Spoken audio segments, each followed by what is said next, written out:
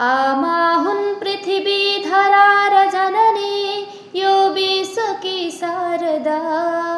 प्राणी सन्तति हुन् सबै जगतका, वात्सल्य मौलाउँदा। आमा हुन् धरती र गाउँ घरकी, बस्ती अँध्यारो हुँदा। न्यानो हुन्छ साथै मातृ ममता, बाबु भनी भन्दिदा। आमा काख समान हो धरणीमा, पल्टेर गिज्याउँदा। जिब्रो स्वाद चपाउने बदनका, ती दन्त देखाउँदा। आमा हुन्न भने रहन्छ र कहाँ, यो सृष्टिको कायदा। खुट्टा टेक्नु स्वयं नटेकरुका, भन्ने सुझावै दिदा। आमाको स्वर भावना हृदयको, बोली र भाषा कला। आमाका करले सिकाउँछ सधैँ, सत्कर्मका पाइला।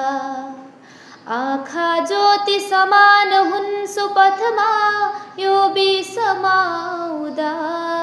के बजलान मन मन्दिर र घरमा, कारुण्य सिध्याउँदा।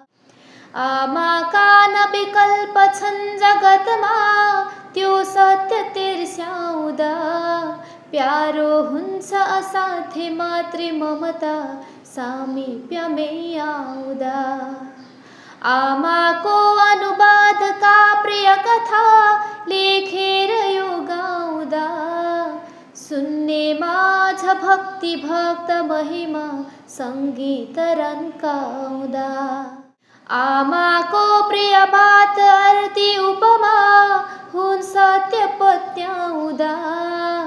इच्छा मात्र थिएन सन्तति सुधा, देखेर अर्थ्याउँदा। आमा धीर भएर दुःख पीरमा, सामर्थ्य देखाउँदा।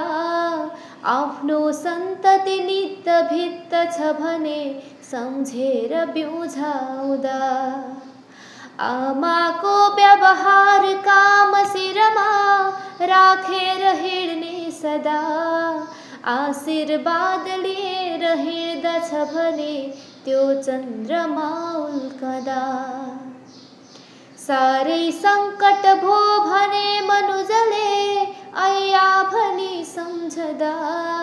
प्यारो काख समात डाक घरमा,